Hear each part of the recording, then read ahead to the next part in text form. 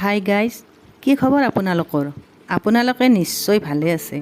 আপোনালোক সকলোলৈকে স্বাগতম জনাই আজি মই এটি প্ৰথম ভিডিঅ' আগবঢ়ালোঁ।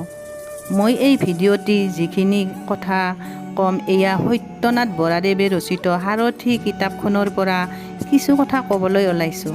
কিবা ভুল ভ্ৰান্তি হ'লে মোক ক্ষমা কৰি দিব। লগতে এই ভিডিঅ'টি লাইক, কমেণ্ট আৰু শ্বেয়াৰ কৰিব বুলি আশা থাকিল। মই আজি যিখিনি কথা ক'ম সেয়া হৈছে শৰীৰ আৰু বস্ত্ৰৰ শুদ্ধতা। স্বাস্থ্য ভালে ৰাখিব খুজিলে শৰীৰ সদায় নিকাকৈ ৰাখিব লাগে। নিকা হ'লে শৰীৰ শুদ্ধ হয় আৰু শৰীৰৰ শুদ্ধতাই স্বাস্থ্যৰ ৰক্ষা কৱচ। শয়ন ভজনৰ নিয়ম তিল তিলকৈ পালিলেও মলিয়ন শৰীৰেৰে থাকিলে স্বাস্থ্য কেতিয়াও ভালে নাথাকে। এই নিমিত্তে আগৰ পণ্ডিতসকলে পুৰণি শাস্ত্ৰত শুদ্ধাচাৰৰ অশেষ মহিমা বৰ্ণনা কৰি গৈছে।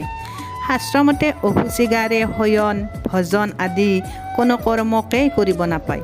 অশুচিগাৰে দেৱকাৰ্য পিতৃকাৰ্য সকলো নিষেধ। এইবোৰ বিধি ব্যৱস্থা কেৱল স্বাস্থ্য ভালে ৰাখিবলৈহে কৰা হৈছে।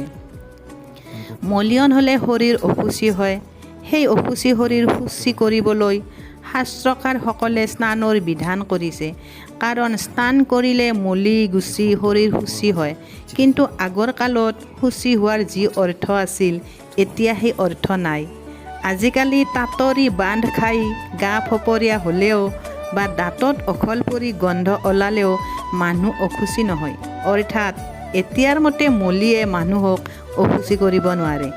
এতিয়া বাঁহী ধাৰি পাতি চুলে বা আলিবাটত ওলাই ফুৰিলে বা অজাতিৰ চাহ গছকিলে মানুহ অশুচি হয় আৰু তেতিয়া গা ধুই শুচি হ'ব লাগে। শুচি হোৱাৰ অৰ্থ এইদৰে পৰিৱৰ্তন হোৱাত স্নানৰ অৰ্থ আজিকালি পৰিৱৰ্তন হৈছে। আজিকালি গা তিয়ালে স্নান কৰা হয়। তাক ঘঁহি পিহি নিকা কৰা কামটো স্নানৰ লগৰীয়া নহয়।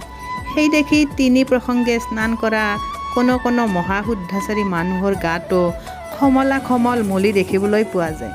যথাৰ্থ পক্ষত মল ধুই নিকা কৰিলে শৰীৰ শুচি হোৱা বুলি ধৰিব নোৱাৰি।